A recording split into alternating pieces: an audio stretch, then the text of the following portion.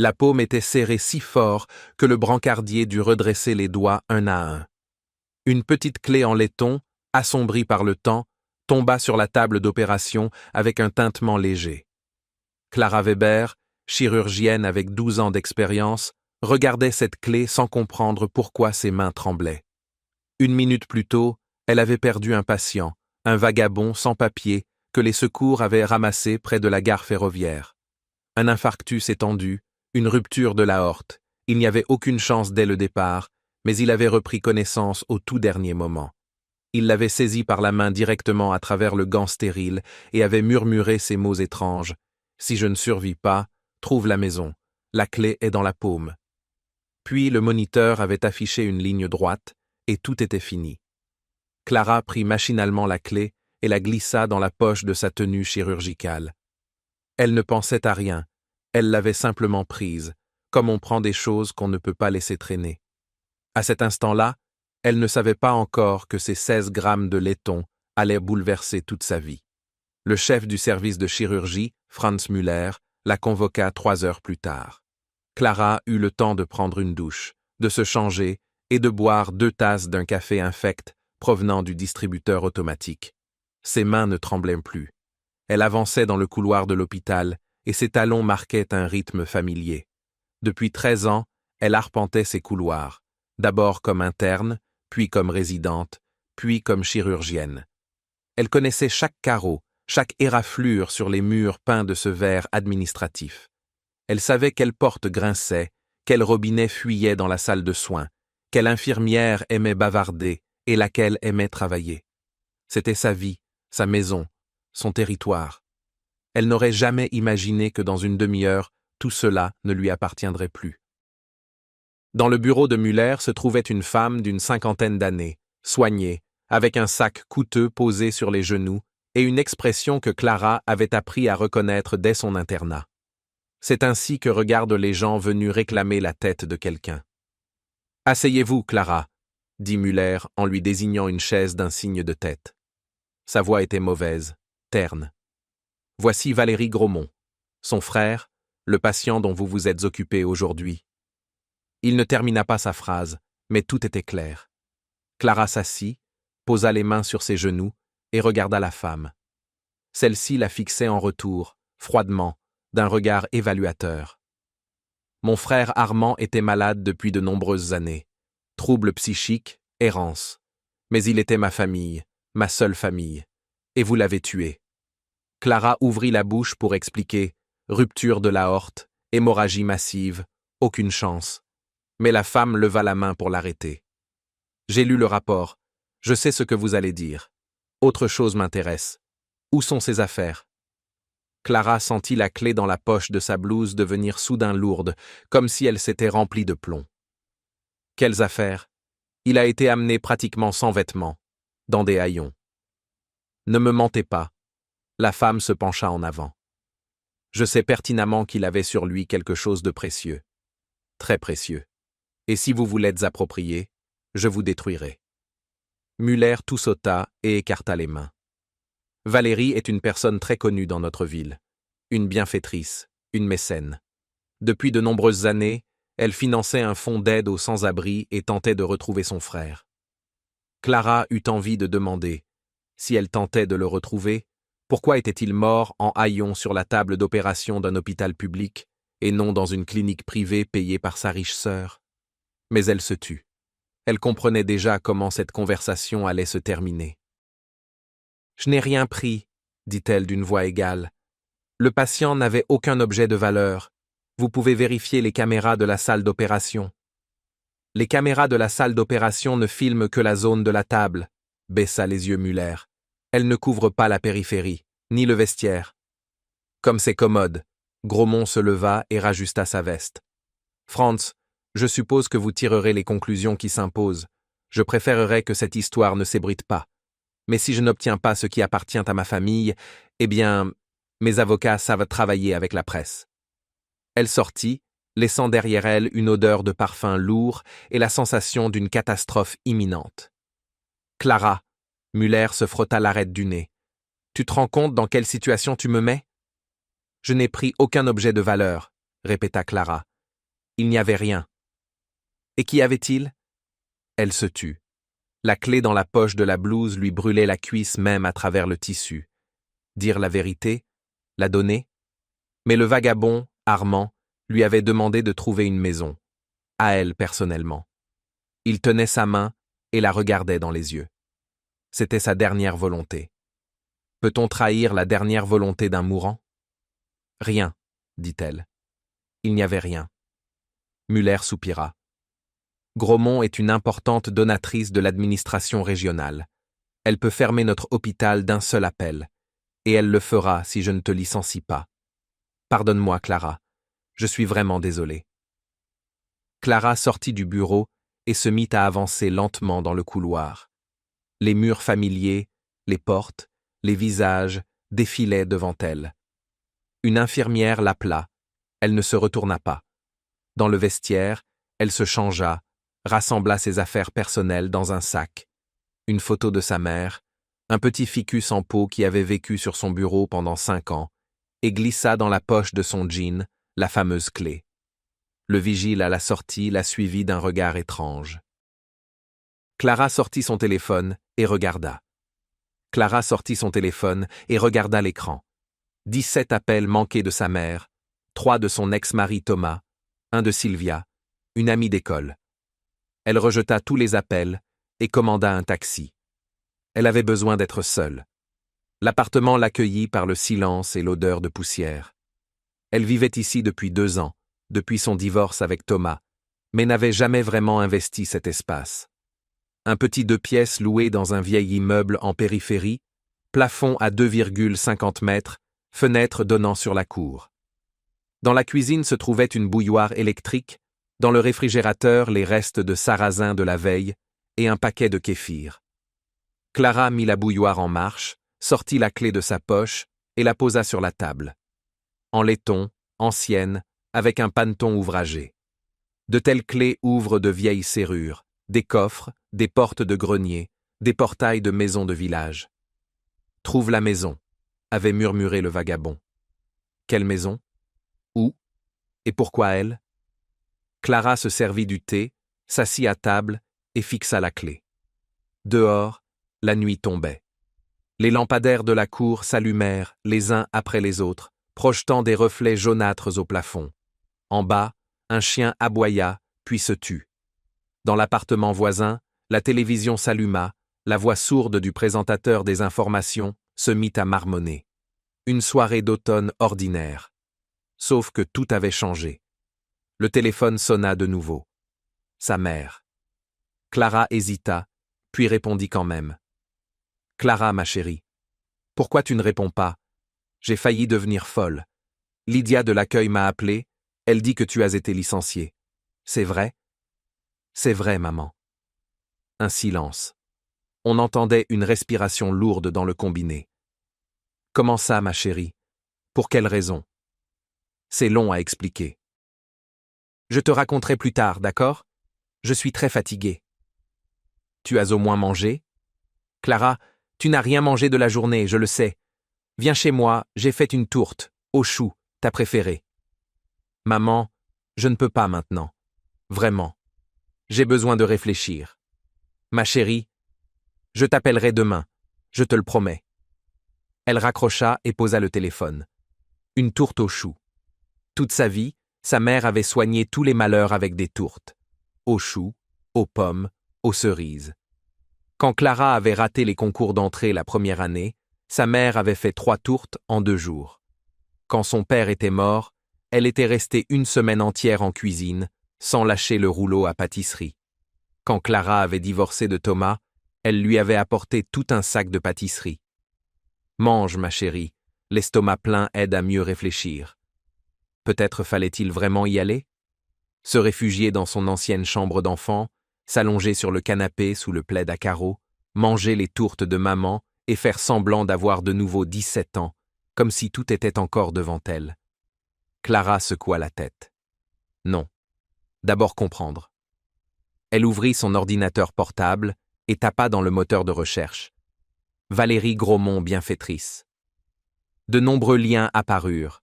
Articles de journaux locaux, photos d'événements, Interview.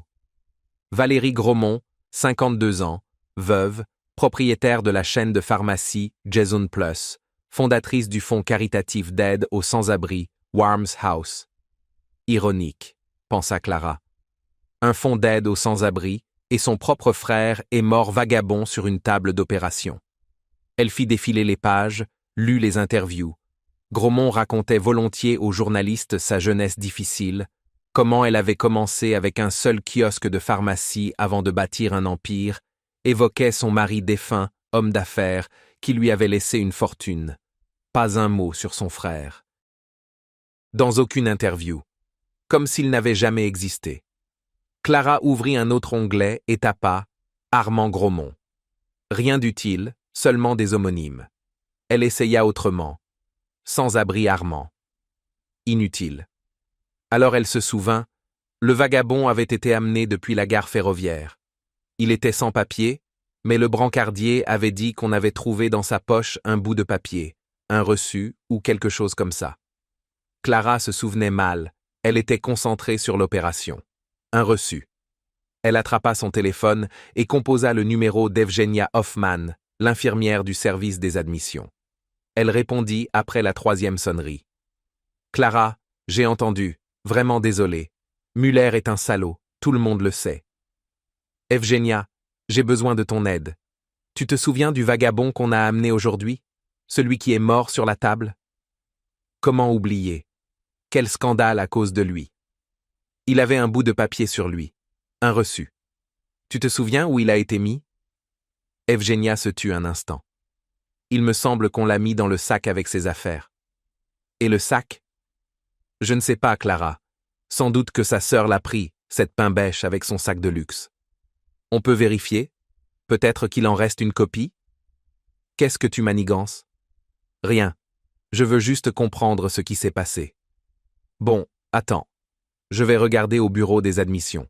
Peut-être qu'on a scanné quelque chose. Clara attendait en regardant la clé. On entendait des pas, le froissement de papier, des voix étouffées. Puis Evgenia revint. « Il y a quelque chose. Je t'envoie ça sur la messagerie. » 1 minute plus tard, une photo arriva. Un bout de papier froissé, au texte à moitié effacé. Clara agrandit l'image, examina. C'était un reçu de consigne de la gare routière. Ancien, passé, mais le numéro du casier était parfaitement lisible. 117. « Evgenia, merci. Je te dois quelque chose. Laisse tomber. Il y a 2 ans, tu m'as remplacé de garde quand ma mère était malade. On est quitte. Mais Clara, fais attention. Cette Grosmont, c'est quelqu'un de sérieux. Ne va pas te fourrer dans des ennuis. » Clara raccrocha et réfléchit. La gare routière, une consigne. Qu'est-ce qu'il pouvait bien y avoir? Et pourquoi le vagabond tenait-il tant à ce reçu? Elle regarda l'heure. 21 heures. La gare routière était ouverte jusqu'à 23 heures. Elle avait le temps. Elle enfila sa veste, glissa la clé dans sa poche et sortit de l'appartement. Dehors, il faisait froid et humide. Le vent d'octobre chassait les feuilles mouillées sur l'asphalte. Clara héla une voiture, une vieille Škoda, avec un chauffeur d'un certain âge qui écoutait la radio en silence. On y diffusait une émission sur l'histoire, sur les domaines, les nids de noblesse, les manoirs abandonnés dans l'arrière-pays. Clara écoutait distraitement et pensait au vagabond Armand. Qui était-il avant de devenir sans-abri? Quand il était le fils de quelqu'un, le frère de quelqu'un, peut-être un mari, un père. Qu'est-ce qui lui était arrivé?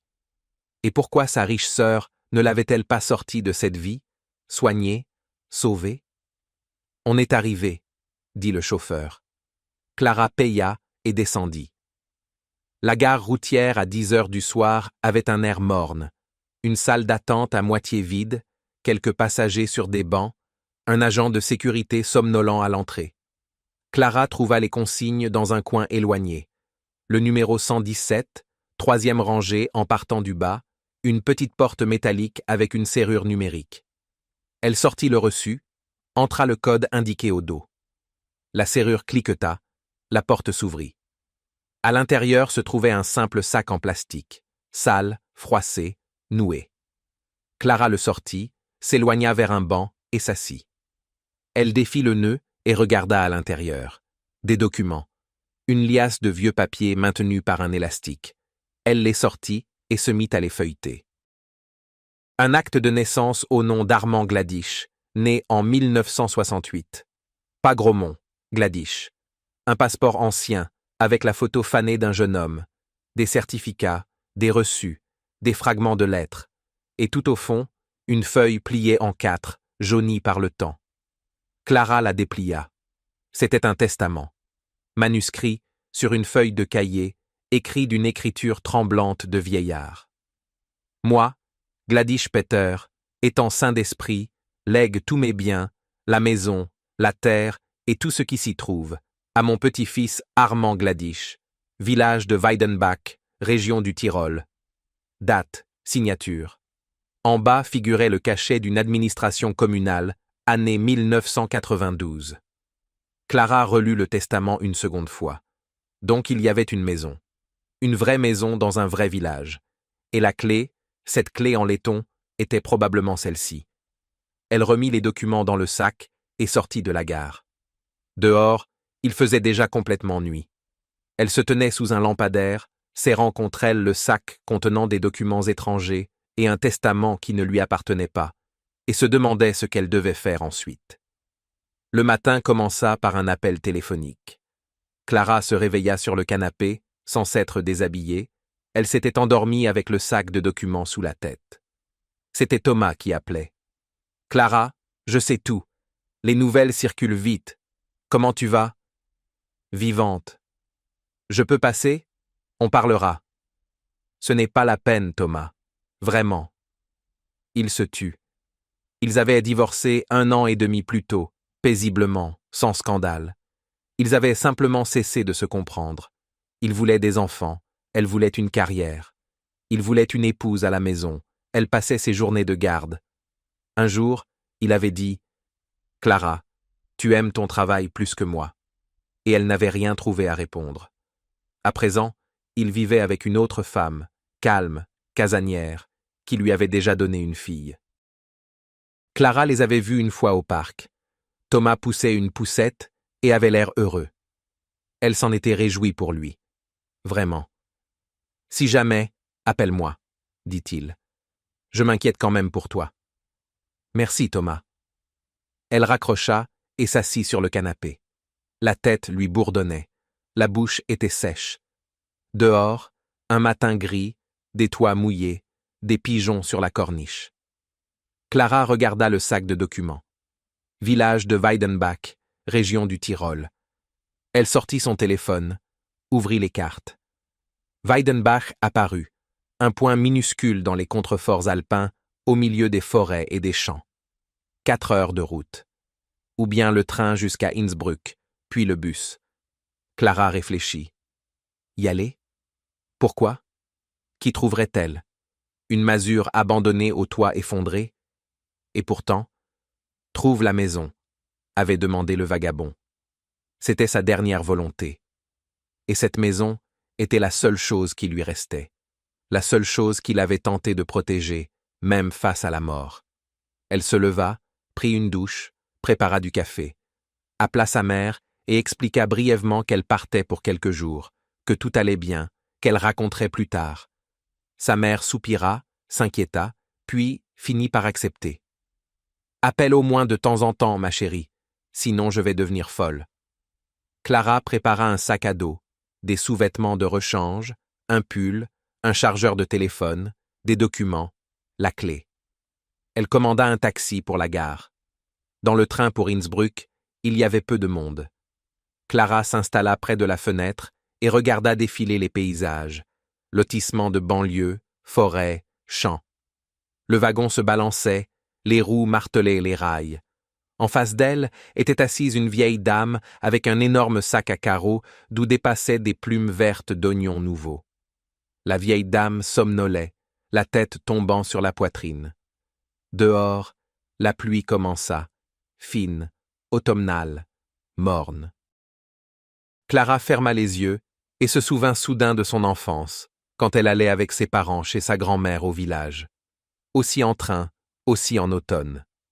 Papa lisait le journal, maman tricotait, et elle, Clara, 5 ans, collait son nez contre la vitre et comptait les vaches dans les pâturages.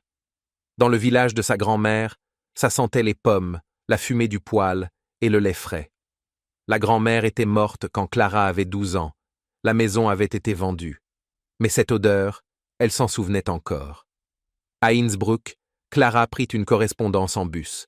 Un petit bus imprégné d'odeur d'essence et de quelque chose d'aigre avançait lentement sur des routes défoncées. Par la fenêtre défilaient des villages, des clôtures grises, des maisons penchées, des potagers où dépassaient des choux. Par moments apparaissaient des vaches, des chèvres, des poules. Les passagers descendaient un à un, des vieilles femmes avec des sacs, des hommes en vestes matelassées. À la fin du trajet, il ne resta dans le bus que Clara et un homme âgé avec des cannes à pêche. « À la pêche » demanda-t-elle, juste pour dire quelque chose. « Au lac, derrière Weidenbach. Il y a des carassins énormes. » Il montra la taille avec les mains, exagérant visiblement. « Et toi, tu vas chez qui ?»« Chez des parents. »« Ah, chez les Gladish, alors. Mais il n'y a plus personne là-bas. Le vieux est mort il y a 5 ans, et son petit-fils, un bon à rien, a disparu quelque part. » Clara se tendit. « Un bon à rien ?» Oui, il avait la tête de travers. Pas méchant, non, mais étrange. Il errait tout le temps, marmonnait des choses. Les gens disaient que sa sœur l'avait fait interner quelque part, et qu'il s'était enfui. Enfin, peut-être qu'il raconte n'importe quoi. Ici, on parle beaucoup. Le bus s'arrêta. « Weidenbach, terminus !» cria le chauffeur. Clara descendit. Le village était presque désert. Une vingtaine de maisons, dont la moitié condamnées. Une boutique avec une enseigne délavée, épicerie, le bâtiment de l'ancien club avec un toit effondré. Dans la rue, personne, seulement un chien roux trottinant le long du bas-côté. Clara regarda autour d'elle. Où aller? Elle sortit son téléphone, mais il n'y avait pas de réseau, pas une seule barre. Il faudrait demander aux habitants. Elle se dirigea vers la maison la plus proche, d'où montait un filet de fumée. Elle frappa au portail. Un chien aboya dans la cour, puis une porte grinça. Qui c'est encore? Sur le perron se tenait une femme d'environ 60 ans, solide, joues rouges, un foulard coloré sur la tête. « Bonjour, je cherche la maison des Gladish. Vous pourriez m'indiquer » La femme plissa les yeux. « Et toi, tu es quoi pour eux » Une connaissance. Du petit-fils. Armand. Il n'est plus là depuis longtemps. Disparu. Je sais, mais j'ai besoin d'entrer dans la maison. La femme se tut, examinant Clara. Puis, elle hocha la tête. Tout au bout de la rue, près de la forêt. Encadrement bleu. Mais ça fait 5 ans que personne n'y vit, à part les souris et les araignées. Merci. Clara s'engagea dans la rue, sentant le regard de la femme dans son dos. La maison fut facile à trouver. La dernière, à la lisière. La bâtisse était ancienne mais solide, en rondin, toit en ardoise, encadrement effectivement bleu, bien que la peinture s'écaille. Le portail était envahi d'orties, une barrique rouillée traînait dans la cour, près du perron un banc cassé. Clara s'arrêta devant le portail. Son cœur battait vite. Elle sortit la clé, la même clé en laiton, et se dirigea vers la maison. Elle monta sur le perron, les marches grincèrent sous ses pieds. La porte était en bois, desséchée, avec un gros cadenas. Clara inséra la clé et tourna. Le cadenas cliqueta et s'ouvrit. Elle poussa la porte, qui s'ouvrit avec un long grincement. À l'intérieur, ça sentait la poussière, le vieux bois et autre chose encore, des herbes peut-être. Clara franchit le seuil et s'immobilisa. La pièce était petite, mais accueillante malgré l'abandon. Murs en rondins, plafond bas, fenêtres avec des rideaux de dentelle jaunis par le temps. Un poêle dans le coin, blanchi à la chaux, avec une trappe décorée. Une table près de la fenêtre, couverte d'une nappe brodée. Sur la table, des photos encadrées. Clara s'approcha et regarda de plus près. Sur l'une, un homme âgé au visage bienveillant, chemise au col ouvert, la maison derrière lui. Sans doute le grand-père d'Armand.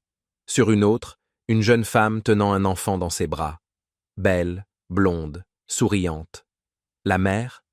Sur la troisième, 2 enfants, un garçon d'une dizaine d'années et une fillette plus jeune. Le garçon sérieux, renfrogné, la fillette capricieuse, lèvres boudeuses.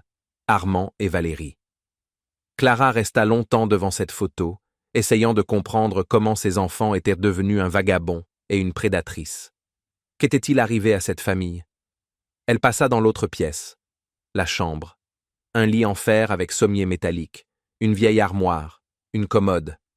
Sur la commode, une icône dans un coin, des fleurs séchées dans un petit vase.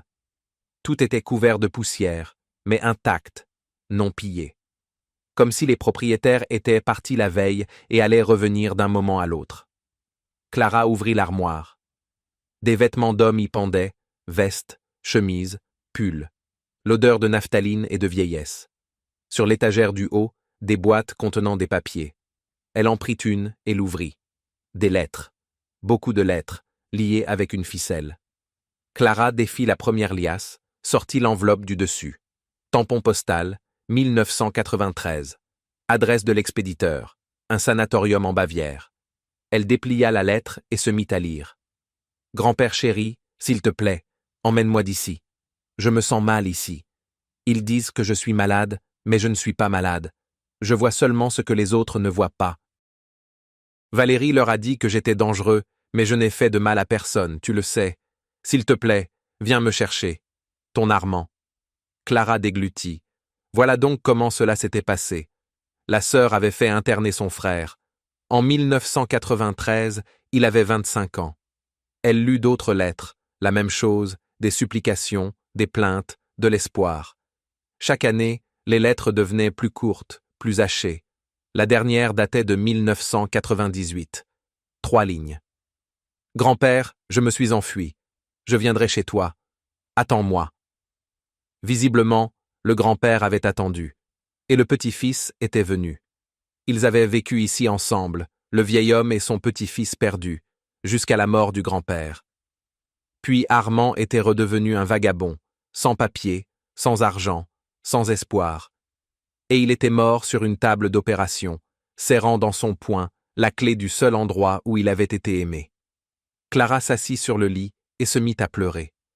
Elle ne savait pas pourquoi elle pleurait. Par pitié pour cet homme qu'elle n'avait jamais connu, par fatigue, ou parce que le monde s'était révélé encore plus injuste qu'elle ne l'imaginait. Elle pleurait, les larmes tombaient sur le vieux couvre-lit brodé, le crépuscule s'épaississait dehors, et le village était si silencieux que la vie semblait s'y être arrêtée depuis des années. Le matin, elle se réveilla frigorifiée. Le poêle n'était pas allumé, l'air humide et glacial emplissait la maison.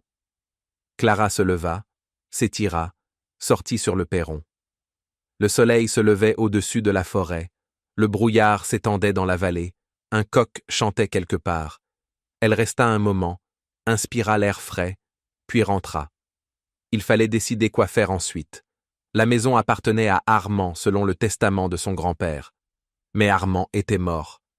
Et il n'avait apparemment pas d'héritier, à part sa sœur. Cette même Valérie qui l'avait fait enfermer et qui cherchait maintenant de prétendues valeurs. Clara réfléchit. Si Valérie apprenait l'existence de cette maison, du testament, elle prendrait tout. Elle vendrait, raserait, et il ne resterait rien de cet endroit où Armand avait été heureux. Il ne fallait pas laisser faire. Mais comment?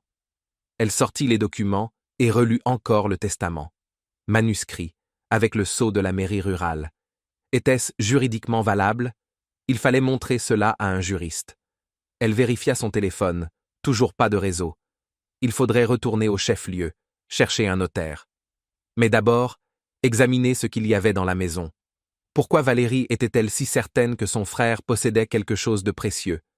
Peut-être que quelque chose d'important était caché ici.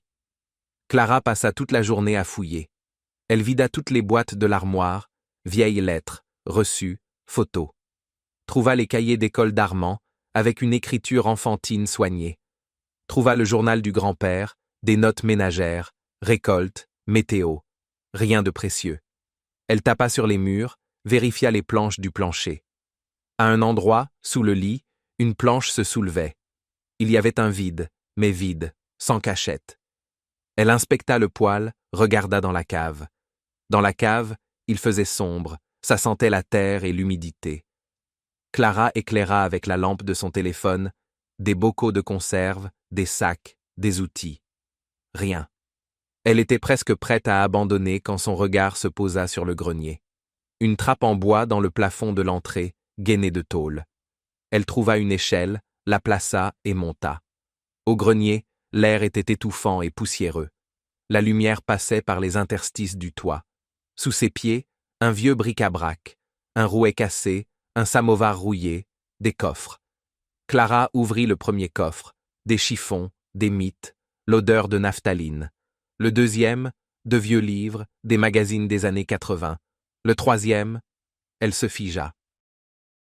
Dans le troisième coffre, sous une pile de serviettes usées, se trouvait un coffret. En bois, sculpté, beau. Clara le sortit et souleva le couvercle. À l'intérieur, des papiers. Pas des lettres, non. Des documents. Des documents officiels avec des sceaux et des signatures.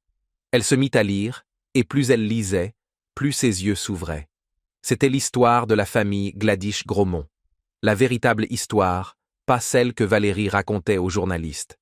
Le père d'Armand et de Valérie, Peter Gladish le jeune, était mort prématurément dans un accident de voiture, laissant 2 enfants et une épouse. 1 an plus tard, la veuve avait épousé un certain Serge Gromont, avait pris son nom et l'avait donné aux enfants. Serge Gromont, homme d'affaires, l'un des premiers entrepreneurs.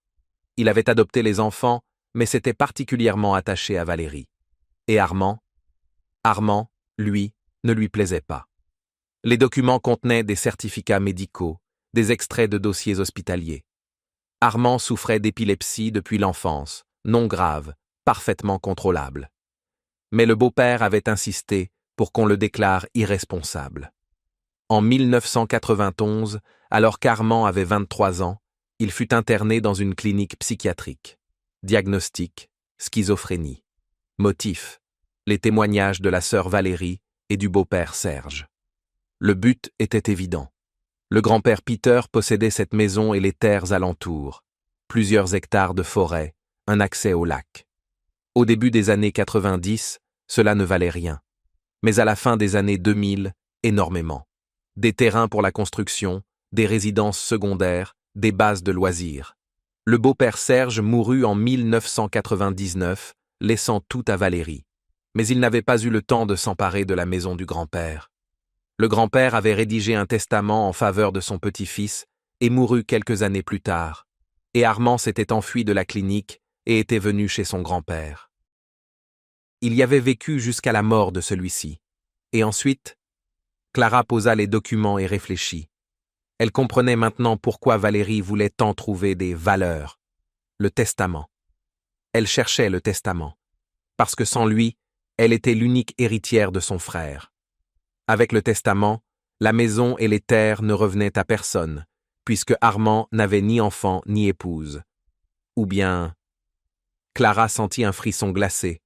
Ou bien à l'État, ou à celui qui trouverait ce testament et le présenterait devant un tribunal. Elle sortit de sa poche la clé, cette clé en laiton au paneton ouvragé. La clé que le vagabond serrait dans son poing. La clé qu'il avait confiée à elle, une chirurgienne inconnue. Pourquoi elle? Savait-il qu'il allait mourir? Le pressentait-il? Ou croyait-il simplement que quelqu'un, enfin, agirait correctement?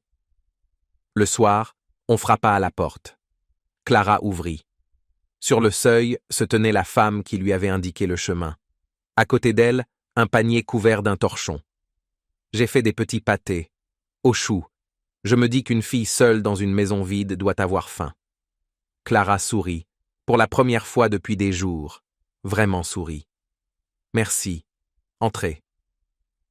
La femme s'appelait Maria. Elle s'avéra être une ancienne institutrice de l'école du village, fermée 15 ans plus tôt. Elle vivait désormais seule, élevait des poules et une chèvre, et allait parfois au chef-lieu toucher sa pension. Les pâtés étaient délicieux, dorés, à la croûte croustillante. Clara mangeait et écoutait Maria parler du village, des Gladish, d'Armand. C'était un bon garçon, gentil. Étrange, oui, mais pas méchant. Il aidait son grand-père, travaillait au potager, me saluait toujours, enlevant son chapeau. Je lui prêtais des livres, il aimait lire, surtout de la science-fiction, sur l'espace. Il disait que là-haut, tout est honnête, pas comme ici. Elle soupira. Puis le grand-père est mort et Armand a disparu. On disait qu'il était parti en ville. Et en réalité, dit doucement Clara, il est mort, il y a quelques jours, à l'hôpital. J'étais son médecin. Maria se signa. Que le royaume des cieux l'accueille. Alors il a fini de souffrir. Elles se turent. Dehors, la nuit tombait, le vent bruissait dans les branches nues du pommier. Et vous, pourquoi êtes-vous venu? Demanda Maria. Une parente? Non. Il m'a demandé de trouver cette maison avant de mourir. Tiens donc, il t'a fait confiance. Elle regarda Clara attentivement, avec attention. Tu dois être quelqu'un de bien. Il ne faisait pas confiance aux mauvaises personnes. Il sentait les gens, comme une bête des bois. Tu sais ce qu'il m'a dit un jour? Il disait que sa sœur était belle comme une pomme bien mûre, mais qu'à l'intérieur, il y avait un ver. Clara esquissa malgré elle un sourire. Une description exacte. Fais attention à elle, poursuivit Maria.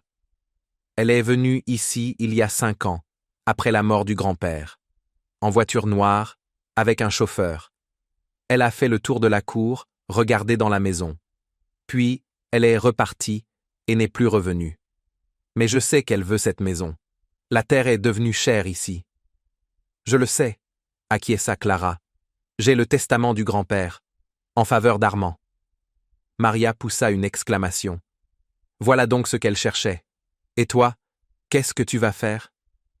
Clara regarda par la fenêtre la forêt sombre derrière la clôture. Je n'ai pas encore décidé, mais je ne lui donnerai certainement pas. Cette nuit-là, elle rêva d'Armand. Pas du vagabond au visage gris qu'elle avait vu sur la table d'opération, mais du jeune homme des photos. Il se tenait sur le perron de cette maison, la regardait et souriait. « Merci, disait-il. Tu as trouvé. » Puis il se retourna et entra dans la maison. La porte se referma derrière lui, et Clara comprit qu'il ne reviendrait plus. Elle se réveilla les yeux humides et avec un étrange sentiment de paix. Comme si elle avait reçu une bénédiction. Le matin, elle partit pour le chef-lieu. Le bus arriva à moitié vide. Clara s'installa près de la fenêtre et pensa tout le trajet. Il lui fallait un juriste. Un bon, honnête, qui n'aurait pas peur de s'opposer à la riche et influente Grosmont. Où en trouver un? Au chef-lieu, peu probable. Il faudrait aller à Innsbruck, voire à Vienne. Mais d'abord consulter. Comprendre s'il y avait des chances. L'étude notariale du chef-lieu se trouvait dans un vieux bâtiment de 2 étages, près de la gare routière. Clara entra, regarda autour d'elle. Derrière le comptoir, une jeune femme d'environ 25 ans, au visage fatigué, avec une tasse de thé. « Bonjour, j'aurais besoin d'une consultation, en matière de succession. » La jeune femme soupira. « Asseyez-vous, le notaire est occupé, comptez une 20aine de minutes d'attente. » Clara s'assit sur une chaise dure et sortit son téléphone. Le réseau était faible, mais présent. Elle ouvrit le moteur de recherche et tapa « Avocat succession Innsbruck ». Plusieurs cabinets apparurent, elle se mit à lire les avis. « Horner et partenaires, des professionnels, nous ont aidés dans une affaire complexe. Avocate Leschinski, honnête, intègre, prend des dossiers difficiles. » Clara enregistra les numéros et continua à faire défiler les résultats. « Frau Weber » lança une voix. Elle leva la tête. Dans l'embrasure du bureau se tenait un homme d'une 40aine d'années, grand, dans une veste froissée. Un notaire, sans doute. « Entrez. » Elle entra dans le bureau, exiguë, encombrée d'armoires pleines de dossiers. S'assit en face du bureau. « Je vous écoute. » Clara exposa brièvement la situation, passant sous silence les détails concernant l'hôpital et son licenciement. « J'ai trouvé des documents et je voudrais éclaircir la question de la succession. » Le notaire écoutait, hochait la tête, notait parfois quelque chose. « Vous avez le testament avec vous ?» Elle lui tendit la feuille jaunie. Il l'examina longuement, observa le cachet. Intéressant. Ce testament a été rédigé selon les anciennes règles, avant l'entrée en vigueur du nouveau Code civil. Mais il y a le sceau du Conseil rural, la signature est certifiée. En principe, il est valable. Et qu'est-ce que cela signifie? Cela signifie que la maison et la terre devaient revenir à Armand Gladish. Mais s'il est décédé, la succession légale s'applique. Le parent le plus proche est la sœur. Clara serra les poings. Y a-t-il un moyen d'éviter cela? Le notaire la regarda par-dessus ses lunettes. Tout dépend de votre intérêt. Vous n'êtes pas parente, pas héritière. Juridiquement, vous n'êtes personne. La seule chose que vous puissiez faire est de transmettre les documents au tribunal et de signaler l'existence du testament. Mais cela n'empêchera pas la sœur d'hériter selon la loi. Et si... Clara hésita. Et s'il existe d'autres héritiers? Par exemple, je ne sais pas, un enfant ou une épouse. Le notaire haussa les épaules. Alors c'est différent. Un héritier direct a la priorité. Mais il vous faut des preuves. Clara réfléchit. Un enfant? Une épouse? Armand avait-il quelque chose de ce genre? Dans les documents, rien n'indiquait cela. Ou bien si, mais elle ne l'avait pas remarqué. Elle rentra au village dans la soirée. Maria l'attendait au portail, avec du lait et du pain frais. « Alors » demanda-t-elle. « Tout est compliqué, » soupira Clara. « S'il n'y a pas d'autres héritiers, la maison reviendra à la sœur. » Quelle vipère, celle-là, secoua la tête Maria. Écoute, va parler à Martin. Il a été gardien ici. Il sait tout sur tout le monde. Peut-être qu'il te dira quelque chose. Martin? Oui, là-bas, 3 maisons plus loin. Une petite bicoque toute de travers. Lui aussi est tout de travers, mais il a la tête claire. Il a 90 ans, mais une mémoire comme un jeune. Martin se révéla être un petit vieillard sec, aux yeux malicieux, avec une barbe lui arrivant à la poitrine. Il vivait seul dans une minuscule maison encombrée de toutes sortes de bricoles, des samovars au poste de radio cassé. Quand Clara expliqua pourquoi elle était venue, il resta longtemps silencieux, mâchonnant ses lèvres. Puis il demanda « Alors, Armand est mort ?»« Oui, il y a quelques jours. »« Dommage pour le garçon, il était bien. Pas comme les autres, mais bien. » Il se tut encore un moment. « Tu demandes s'il avait une famille ? Il en avait une fille. Il y a longtemps, avant qu'on ne l'enferme à l'asile. » Clara se raidit. « Quelle fille ? » « Une étrangère, de la ville. Elle était ici l'été, en stage ou quelque chose comme ça. Elle et Armand se sont rapprochés. Elle était belle, rousse, puis elle est repartie, et voilà. Et 1 mois plus tard, on l'a emmenée. Et elle n'est jamais revenue. » « Jamais revenue ? » ?»« Ah !» Martin plissa les yeux. « Attends, elle a envoyé une lettre. Au grand-père. 2 ans après qu'Armand a été emmené. Je travaillais comme facteur à l'époque, c'est moi qui l'ai portée. Une enveloppe rose, qui sentait le parfum. Le grand-père l'a lue et s'est mis à pleurer. Je lui ai demandé ce qui se passait. Et il m'a dit « J'ai une arrière-petite-fille, la fille d'Armand. » Le cœur de Clara se mit à battre plus vite. « Une petite fille? Et où est-elle? » « Comment veux-tu que je sache? Le grand-père est mort, Armand a disparu.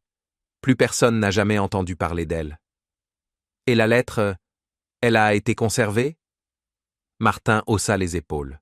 « Peut-être bien. Il y a plein de choses qui sont restées dans la maison. Cherche. » Le grand-père ne jetait rien. Clara retourna à la maison des Gladish à la nuit tombée. Elle alluma une lampe à pétrole, il n'y avait pas d'électricité, et se mit à chercher. Elle passa en revue toutes les lettres, tous les papiers, rien. Puis, elle se souvint du grenier, des coffres.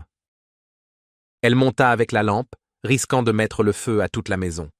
Elle fouilla de nouveau les vieux vêtements. Et tout au fond, sous une pile de journaux anciens, elle trouva ce qu'elle cherchait.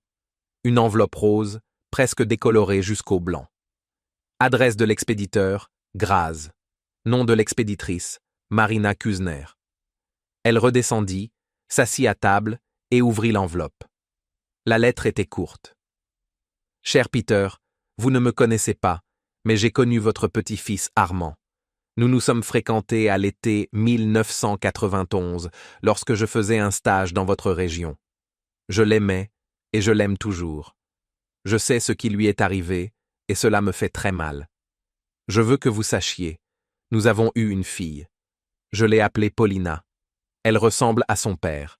Elle est aussi blonde et a les mêmes yeux. J'aimerais que vous la connaissiez, qu'elle connaisse son arrière-grand-père. Mais je comprendrai si vous ne le souhaitez pas. Pardonnez-moi pour tout. Marina. Clara relut la lettre 3 fois. Une fille. Armand avait une fille. Plus exactement, il en avait eu une. Elle devait avoir aujourd'hui environ 30 ans. Si elle était en vie, si on pouvait la retrouver, elle était l'héritière légale. Elle avait droit à cette maison, à cette terre. Et Valérie ne pourrait rien y faire. Mais comment la trouver? Plus de 30 ans avaient passé. Les gens déménagent, changent de nom, se perdent. Et pourtant, il fallait essayer. Le lendemain, Clara partit pour Innsbruck. Elle avait besoin d'Internet, de réseau, de la possibilité de chercher. Elle loua une chambre dans un hôtel bon marché et se mit au travail sur son ordinateur. Marina Kuzner, Graz. Elle fouilla les réseaux sociaux, les bases de données, les forums. Il y avait des dizaines de Marina Kuzner à Graz. Elle leur écrivit à toutes des messages polis et prudents.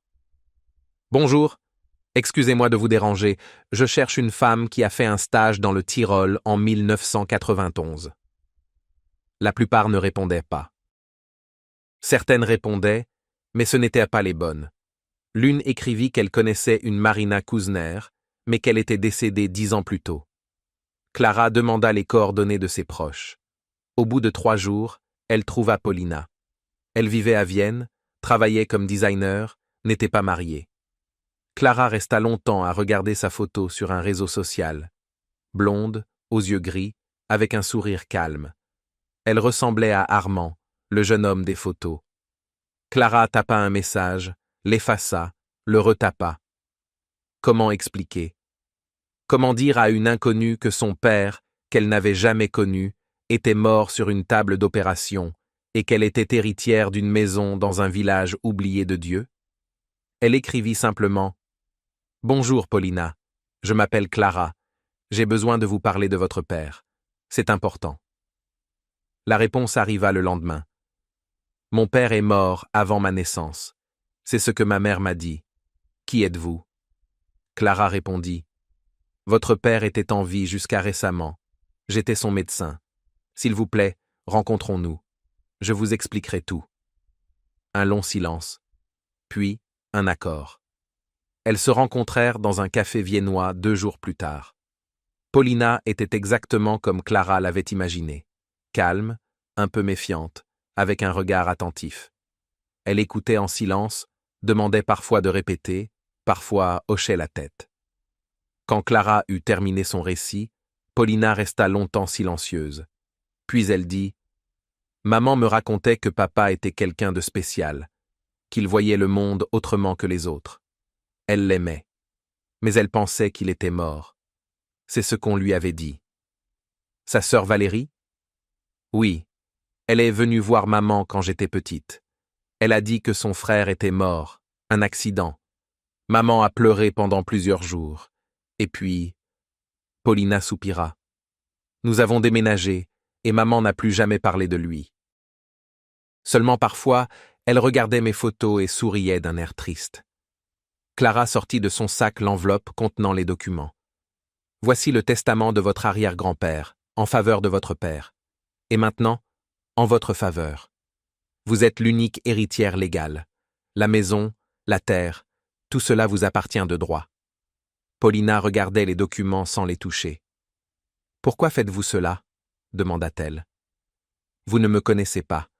Cela ne vous concerne pas. Pourquoi » Clara réfléchit. Comment expliquer? « Votre père me tenait la main avant de mourir, » dit-elle enfin. « Il m'a demandé de trouver la maison. Il m'a confié la clé. Je ne sais pas pourquoi, peut-être parce qu'il n'y avait plus personne d'autre. Mais je ne pouvais pas le trahir. Je ne pouvais pas laisser tout cela revenir à celle qui a détruit sa vie. » Paulina prit les documents, les feuilleta. Puis, Elle leva les yeux vers Clara et sourit soudain. Merci, j'irai là-bas. Je veux voir cette maison. Elles partirent ensemble le lendemain dans la voiture de Paulina. Le trajet dura 4 heures. Elles parlèrent presque sans s'arrêter. Paulina racontait sa vie, son travail, sa mère, son existence. Comment elle avait toujours ressenti un vide à la place de son père, comment elle cherchait ses traits dans son propre reflet. Maman disait « Tu es tout à lui », les yeux, les mains, cette manière de réfléchir. Parfois, je surprenais son regard et je comprenais. Elle ne me regardait pas. Elle le regardait, à travers moi. Clara écoutait et pensait à l'étrangeté de la vie. Une semaine plus tôt, elle était une chirurgienne avec une carrière, un appartement, des projets. Maintenant, elle était au chômage, entraînée dans un drame familial étranger, roulant vers un village oublié, avec la fille d'un vagabond décédé. Et pourtant, pour la première fois depuis longtemps, elle sentait qu'elle faisait quelque chose de juste. Le village les accueillit sous un soleil d'automne. Maria accourut à leur rencontre, s'exclama « Je voyais une voiture arriver. Je pensais que cette vipère était revenue. Et c'est vous, et une jeune femme avec vous. Qu'elle est belle !» Elle examina Paulina et s'exclama « Mon Dieu, c'est le portrait craché d'Armand. La petite fille, c'est ça ?»« La fille, » corrigea Clara. Maria se signa. « Des miracles. Allons, allons dans la maison. J'ai un peu rangé pendant votre absence, et j'ai allumé le poêle, il fera chaud ce soir. » Paulina resta sur le perron, regardant la maison. Son visage était étrange, à la fois triste et lumineux. « Donc c'est ici qu'il vivait, » murmura-t-elle. « Mon papa et mon arrière-grand-père. » Elle poussa la porte et entra. Clara resta dehors. Ce n'était pas son moment. Quelques minutes plus tard, Paulina ressortit, les yeux brillants de larmes, mais souriante. « Il y a ces photos, petit et adulte. Je ne l'avais jamais vu, vous comprenez? Seulement la description de maman. Et maintenant, je le vois. » Le soir, elles étaient assises toutes les trois, Clara, Paulina et Maria, autour de la table dans la maison des Gladish. Le poêle crépitait. Sur la table, il y avait du thé, de la confiture, ces mêmes petits pâtés aux choux. Maria racontait le village, le passé, le grand-père Peter et Armand. Paulina écoutait, buvait chaque mot. « Il était vraiment quelqu'un de bien ?» demanda-t-elle. « Gentil ? Pas de ce monde, c'est vrai, mais gentil. Il nourrissait les oiseaux, apprivoisait les chats. Les enfants l'aimaient, il leur racontait des histoires comme on n'en lit nulle part. Il les inventait lui-même. » Paulina hocha la tête. Maman disait, c'était un poète. Il n'écrivait pas de poèmes, mais il pensait comme un poète. Clara la regardait et pensait, voilà la continuité. Armand n'avait pas disparu complètement. Une partie de lui vivait dans cette femme et continuerait à vivre. Le lendemain, Valérie arriva. Un SUV noir entra dans le village vers midi. Clara le vit par la fenêtre et comprit aussitôt. C'était elle. Son cœur se mit à battre plus vite, mais elle n'avait pas peur. Seulement une détermination froide. Elle sortit sur le perron, se posta, les bras croisés sur la poitrine. Valérie descendit de la voiture dans un manteau coûteux, sur des talons totalement inadaptés à la boue du village. Derrière elle, le chauffeur, un colosse au cou de taureau. « Alors, dit Valérie en détaillant Clara du regard. « La fameuse doctoresse. Je me doutais bien que vous aviez volé quelque chose. » « Je n'ai rien volé. »« Et la clé ? Les documents ? Tout cela est la propriété de ma famille. »« De votre famille ?» Clara sourit ironiquement. « De celle que vous avez fait enfermer en psychiatrie et laisser mourir dans la rue ?» Valérie tressaillit, mais se ressaisit aussitôt. « Je ne sais pas de quoi vous parlez. Mon frère était malade. J'ai fait tout ce que je pouvais. J'ai des documents, des certificats médicaux, des comptes rendus, tous avec votre signature et celle de votre beau-père. L'épilepsie n'est pas la schizophrénie. Il était sain d'esprit. Vous l'avez fait enfermer pour vous emparer de l'héritage. » Valérie pâlit. « C'est un mensonge. Et même si ce n'en est pas un, quelle importance. Mon frère est mort. Il n'a pas d'héritier. Cette maison est à moi, selon la loi. »« Pas à vous. dit une voix derrière Clara. Paulina sortit sur le perron. Valérie la fixa, et pendant un instant, la peur passa dans ses yeux. Elle reconnut ce visage. Les mêmes traits, les mêmes yeux. Qui est-ce? Paulina Kuzner, la fille de votre frère, l'héritière légale. Un silence s'installa, puis Valérie éclata d'un rire sec et nerveux. Une fille? Quelle fille? Armand n'a jamais eu d'enfant. Si, dit calmement Paulina. Ma mère est Marina Kuzner. Elle aimait votre frère. Et elle m'a donné naissance. J'ai un acte de naissance portant son nom. Et on peut faire un test ADN si vous voulez. C'est un faux. Une escroquerie. C'est la vérité. Paulina descendit du perron et s'approcha très près de Valérie. Celle-ci recula. Vous avez tout volé à mon père. Sa santé, sa liberté, sa vie. Vous m'avez volé la possibilité de le connaître. Vous avez menti à ma mère, mais vous ne me volerez pas cette maison. C'est la seule chose qui lui reste, et elle est à moi. Valérie resta là, ouvrant et refermant la bouche comme un poisson. Puis elle se tourna vers le chauffeur. « On s'en va », lança-t-elle. Elle monta dans la voiture et claqua la portière. Le SUV fit demi-tour et repartit en éclaboussant la boue. Paulina le regarda s'éloigner. Puis elle se tourna vers Clara et sourit. « Ça a marché ?»« Oui », acquiesça Clara. Et soudain, elle sentit les larmes lui monter aux yeux. Pas de tristesse, de soulagement. Bien sûr, ce n'était pas la fin. Valérie porta l'affaire en justice, comme elle l'avait promis. Elle engagea des avocats coûteux, tenta de contester la filiation, de faire annuler le testament. La procédure dura presque 1 an. Clara aida comme elle le pouvait. Elle chercha des documents, témoigna, parcourut les administrations.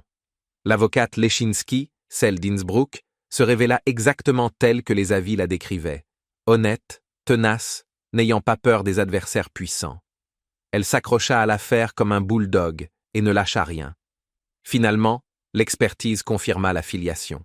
Le test ADN fut comparé à des échantillons provenant de l'hôpital, à des tissus d'Armand conservés après l'opération. Paulina était bien sa fille. Le testament fut reconnu valable. La maison et la terre lui revinrent. Valérie perdit. On dit qu'elle perdit beaucoup d'argent en honoraires d'avocat et en frais de justice. On dit que son entreprise vacilla. Des journalistes déterrèrent l'histoire avec son frère, et la réputation de la bienfaitrice fut sérieusement ternie. Clara ne suivait pas cela de près. Elle avait sa propre vie. Après le procès, Paulina lui proposa un travail. Il s'avéra que les terres autour de la maison valaient effectivement beaucoup d'argent. Paulina en vendit une partie, celle près du lac, pour la construction d'un centre de loisirs. Avec l'argent obtenu, elle rénova la maison, y fit installer l'électricité et le gaz. Et y ouvrit une petite pension pour personnes âgées, celles qui n'avaient nulle part où aller, que leurs proches avaient oubliées. « En mémoire de mon père, dit-elle, il a été sans domicile toute sa vie, que grâce à lui, au moins quelques personnes trouvent un foyer. » Elle proposa à Clara de devenir la médecin de la pension. Clara accepta. Désormais, elle vit à Weidenbach, dans cette même maison aux encadrements bleus. Paulina lui a cédé le pavillon annexe, accolé au bâtiment principal. Le matin, Clara se réveille au chant du coq et à l'odeur de la pâtisserie fraîche. Maria fait du pain pour toute la pension. Le jour, elle examine les pensionnaires, veille sur leur santé, discute avec eux. Le soir, elle s'assoit sur le perron, regarde le soleil se coucher derrière la forêt et pense à l'étrangeté de tout ce qui est arrivé.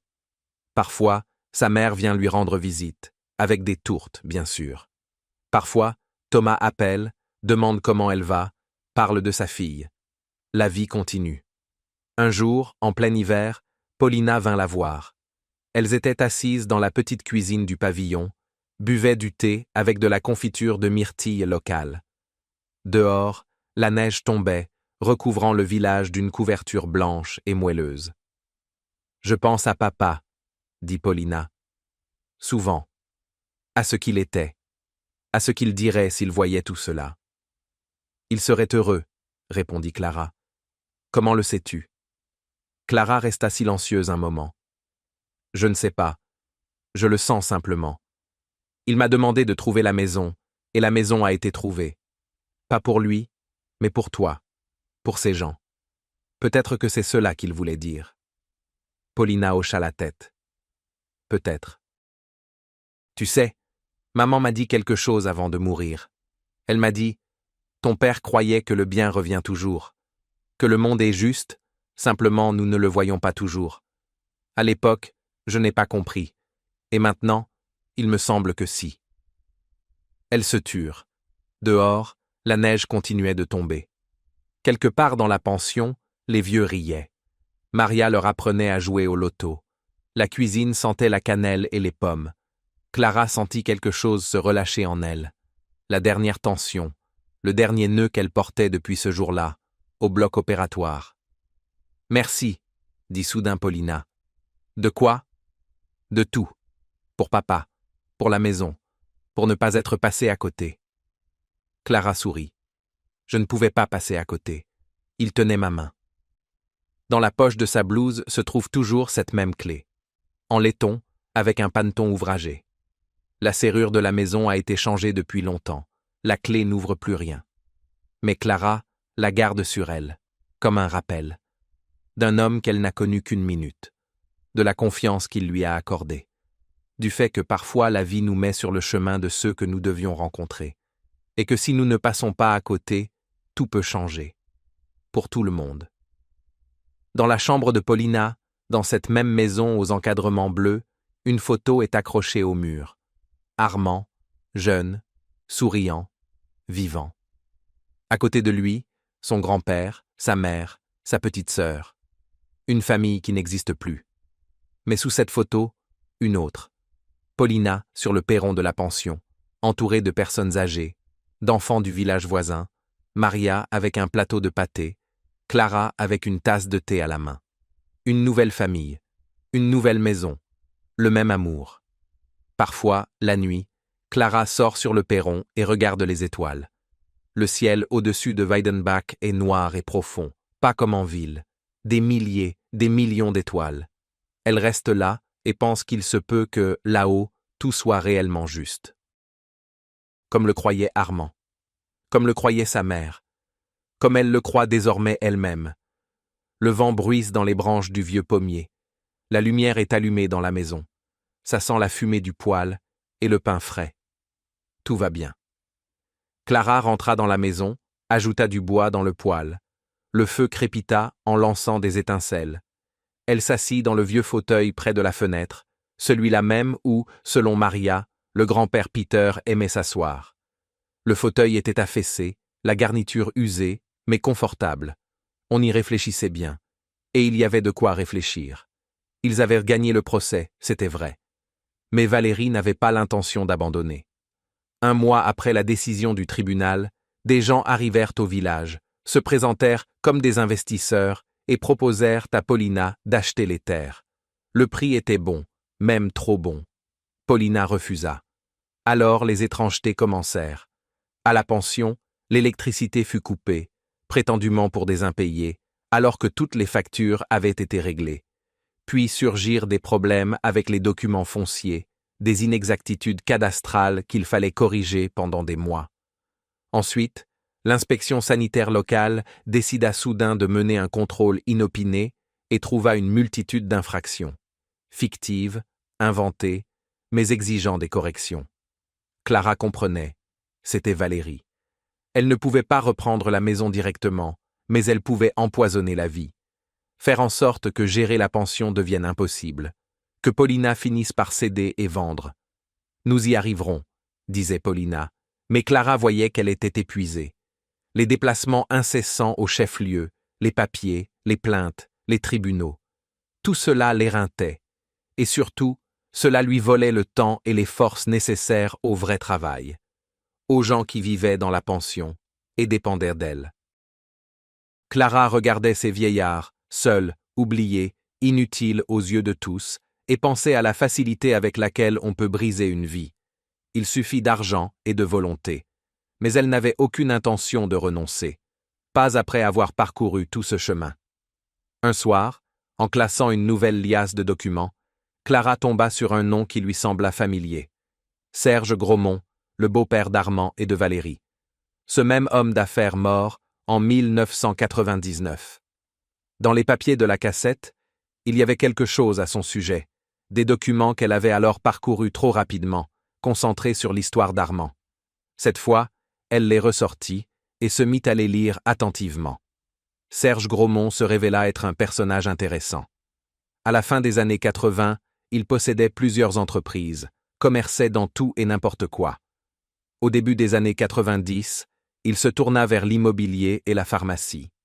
La chaîne de pharmacie Jason Plus, celle-là même qui appartenait désormais à Valérie, avait été fondée par lui en 1993. Mais parmi les documents, Clara trouva autre chose encore. Un vieux contrat, daté de 1991. Un contrat de partenariat entre Serge Grosmont et un certain Victor Lapin.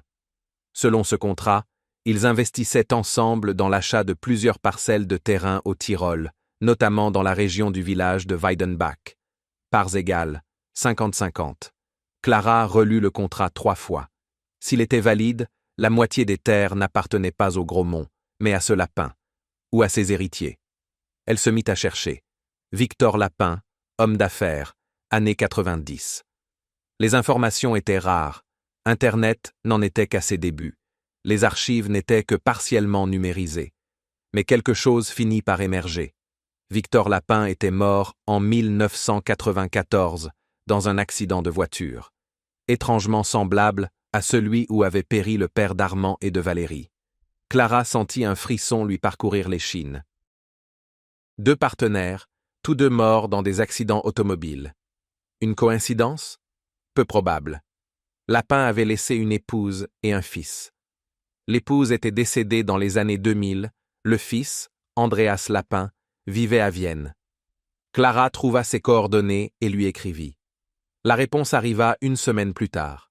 Andreas Lapin était un homme d'une 50aine d'années, juriste de formation, et il se montra très intéressé par sa lettre. Ils se rencontrèrent à Vienne, dans un café près de son bureau. Andreas ressemblait à son père, Clara avait vu sa photo sur Internet. Même carrure solide, même regard attentif. Il écouta son histoire en silence, sans l'interrompre. Puis il dit « J'ai toujours su qu'il y avait quelque chose de louche dans la mort de mon père. L'accident était étrange, sur une route vide, par beau temps. La voiture a simplement quitté la chaussée. Aucun témoin. Vous avez essayé d'enquêter? J'ai essayé. Dans les années 90, c'était inutile. Et puis, il écarta les mains. La vie a pris le dessus. Ma mère était malade, je travaillais, j'élevais une famille. Je n'avais pas le temps. Mais je me souviens. Maman disait que peu avant sa mort, mon père s'était disputé avec son partenaire, avec Grosmont. À propos d'argent, de terre. Mon père voulait se retirer des affaires et récupérer sa part. Et ensuite, l'accident. Clara lui tendit une copie du contrat. Andreas lut longtemps, attentivement. Puis il leva les yeux. Si ce contrat est valable, ma famille a droit à la moitié de ses terres. Grosmont se les est appropriées illégalement. Êtes-vous prêt à aller en justice? Il resta silencieux. Je suis juriste. Je sais comment cela fonctionne. Les procès, ce sont des années, de l'argent, des nerfs, et Grosmont n'est pas un adversaire facile. Je le sais. Mais si nous nous unissons, nous avons plus de chance. J'ai des documents, des témoins, une histoire. Vous avez des droits légaux. Ensemble, nous pouvons l'arrêter. Andreas la regarda longuement, avec attention. Puis il hocha la tête. Je vais réfléchir. Donnez-moi 1 semaine. 1 semaine plus tard, il appela et dit « D'accord ». Une nouvelle bataille judiciaire commença. Mais cette fois, ils avaient un avantage. L'effet de surprise. Valérie ignorait l'existence du contrat avec Lapin. Elle pensait que toutes les traces étaient effacées, que tous les témoins se taisaient. Et voilà que surgissait l'héritier du partenaire qu'elle croyait oublié depuis longtemps, avec des documents, des revendications et la volonté d'aller au fond de la vérité. L'avocate Leschinski s'empara de l'affaire avec un enthousiasme redoublé. Ce n'est plus seulement un litige successoral, dit-elle. C'est une histoire de fraude, et peut-être de bien pire. Si nous prouvons un lien entre la mort de Lapin et Grosmont, ce sera une toute autre affaire. L'enquête dura près de 2 ans. Clara continua à travailler à la pension, à soigner les personnes âgées, à aider Paulina. La vie suivait son cours, avec de petites joies et de grandes difficultés. Maria lui apprit à faire du pain, du vrai, au levain, dans le four. Martin lui racontait des histoires sur le village. Qui se querellait avec qui aimait qui avait construit quelle maison. Les pensionnaires devinrent presque une famille pour elle. Surtout Peter Nicolaus, ancien professeur de physique, 83 ans, à l'esprit vif et au cœur bon. Il aimait jouer aux échecs et parler du cosmos, exactement comme Armand, selon Maria. Clara se disait que ce n'était peut-être pas un hasard. Peut-être que les âmes semblables se trouvent. Sa mère venait chaque mois. Au début, elle soupirait et se lamentait. « Ma chérie, tu es au fin fond de la campagne, sans carrière, sans mari. Que fais-tu de ta vie ?»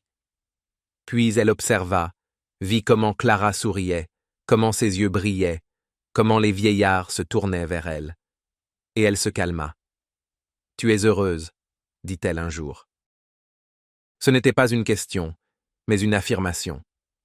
Clara hocha la tête. « Oui, maman. Pour la première fois depuis de nombreuses années, je crois. » Sa mère la serra très fort dans ses bras et se mit à pleurer. « Alors tout est juste, ma chérie. » Thomas vint